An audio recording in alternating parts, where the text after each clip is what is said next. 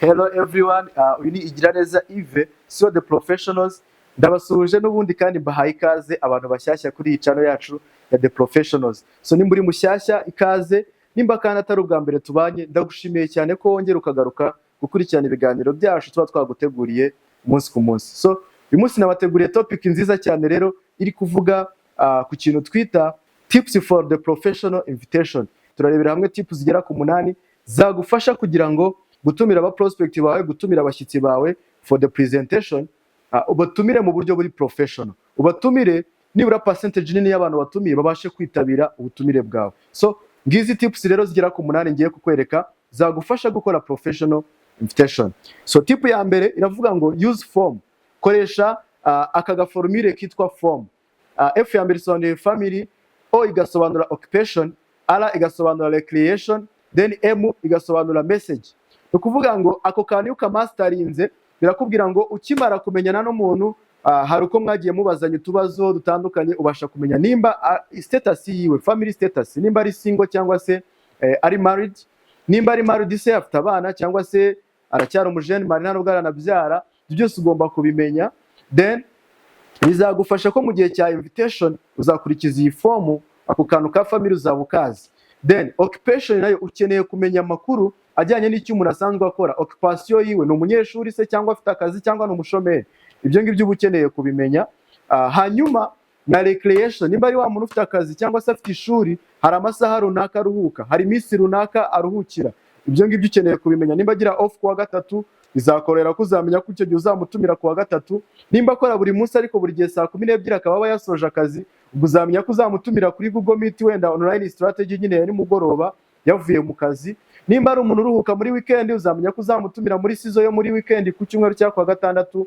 Ngayo nguko nicyo kintu kigufasha iyo wamaze kumenya recreation na occupation y'umuntu na family status yiwe, birakorohera gukompoza message imutumira yaba kuri call cyangwa se message isanzwe.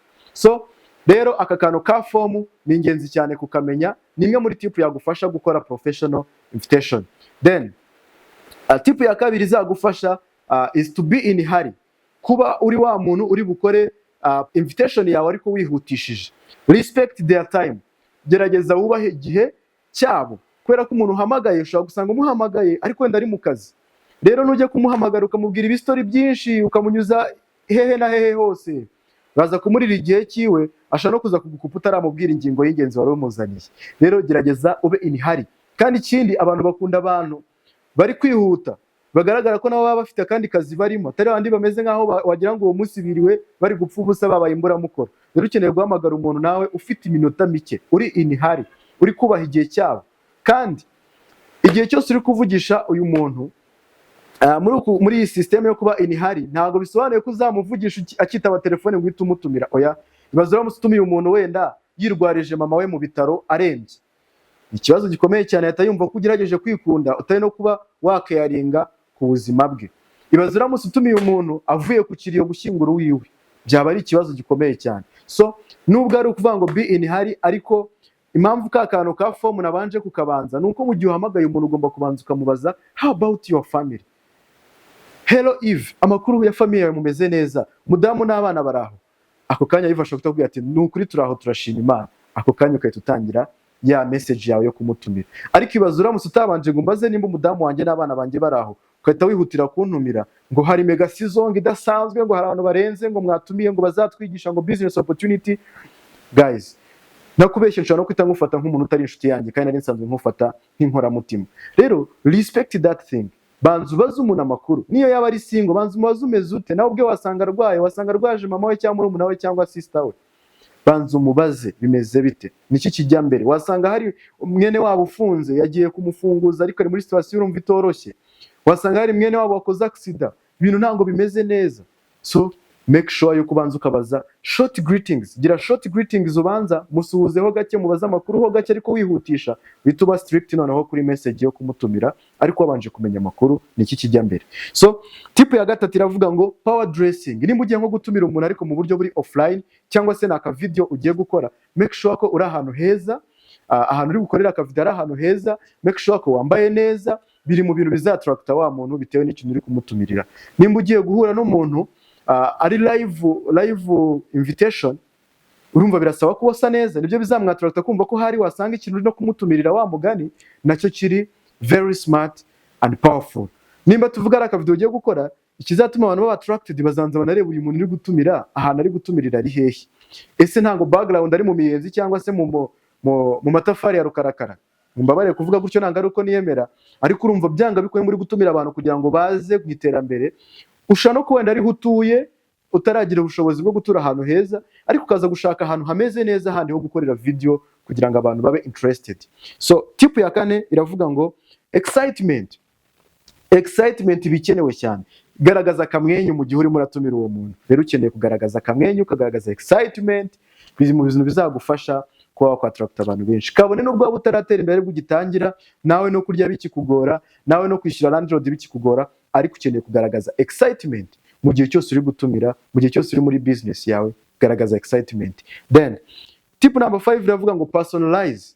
Gerageza noneho ubigire personal kuri uwo muntu. Nimba ugiye nko gutumira umuntu ukabuzi ko wenda asanzwe ari umuntu utaboneka cyane, afite kandi kazi, mubwira ati nabonye amahirwe noneho y'abantu bifuza indi side business bashaka gukora part time itabangamiye akazi kabo.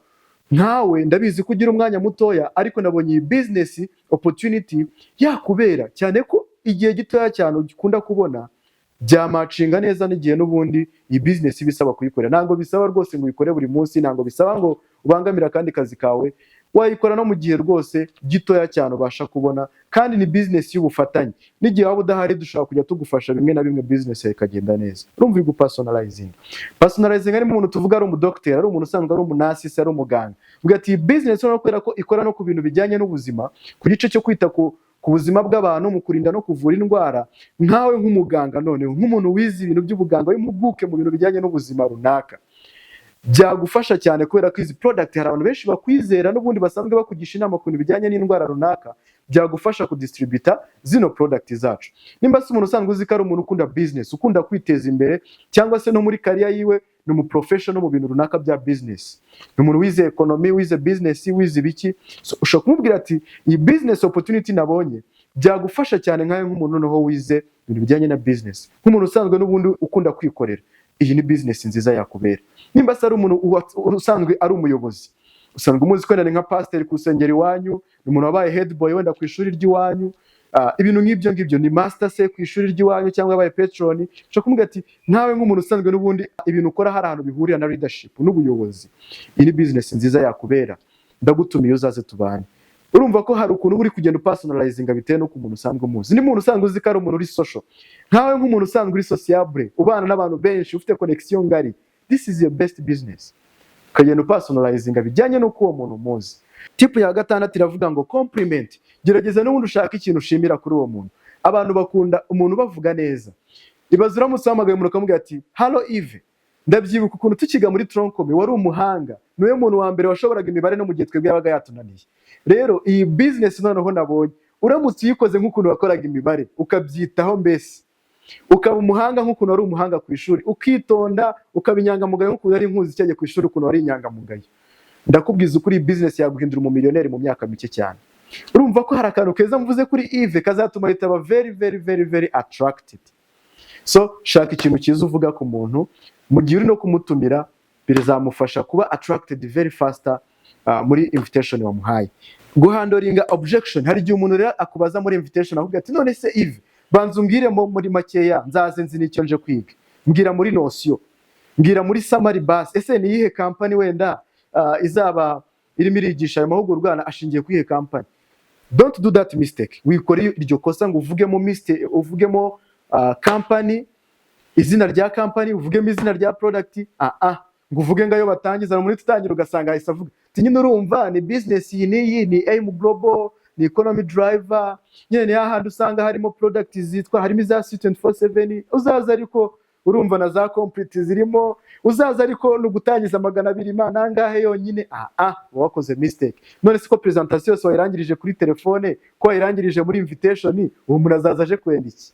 So uyikora iryo kosa, umuntu ashaka kubwira ngo mubwire muri notion, ngo mubwire muri make, bigati brother, ntago business bayisobanura mu ncamake. gerageza ushake time yawe uzaze watendinga, mwereke yuko ntabwo business wawe ivuga mu ncamake, ntabwo wemerewe no kuvuga izina rya company, ntiwemerewe no kuvuga izina rya product cyangwa se ayo batangiza nuko bunguka kuri telefone, ari ibyo ubwo presentation yose waba wayirangije. Niyo we yaba atarayizi ashobora gusigara arimo abaza bagenzi be, tise ko bantumiye muri business ngo economy designer waba uyizi, ugasanga abandi bahise bayimubwira, wenda hari n'ababizi nabi cyangwa se batabifite amakuru ahagije, bahise bamuca intege ataranaza kumva ya presentation yawe. Rero ikora iryo kosa ngo uvuge company yawe mu gihe uri gutumira, bivuga buri kimwe cyari cyose kiza muri presentation, nyine kibikire presentation, wowe kora icyo bita gutumira cyonyine ubwacyo, nicyo cyonyine gikenewe. Then tip ya 8 rero iri kuvuga ngo follow up or confirm your guest professionally. Gerageza mu gihe ukora follow up uri kwibutsa umuntu bwa butumire wamugeneye, cyangwa se bwa butumire bwo wamutumiye nako ku cyumweru hari mega sizo wifuza kazatendinga, wenda kuwa gatandatu ushatse kumutumira, uramuhamagaye call ya mbere ebyiri wenda ntago azifashe, wikomeza ngo hatirize aze gusangamo message call 10 cyangwa se 10 na zingahe. Nimba uhamagaye umuntu rimwe kabiri ugasanga ntago ayifashe, ushobora gusiga message, wirenza kabiri birabujijwe rwose. Iyo ntabwo yaba iri professional follow up cyangwa se professional inviting. Mu gihe uri gukora rero follow up ya invitation watanze ku muntu runaka, uri guconfirming aba guest bawe, nimba uhamagaye umuntu rimwe ugahamagara kabiri, nyaboneka ntuzahamagare gatatu, siga message umubwira ati ndagira nkwibutse ya gahunda dufitanye yejo, nizere ko nawe ku ruhande rwawe gikomeje, ejo saa 8 zuzuye tuzaba dutangiye, ugerageze uzahagere hakibura nk'iminota nka 30. Ukimara kubona message yanyuze kumamagara nta kibazo, ndagusobanurira uko gahunda yose iteye.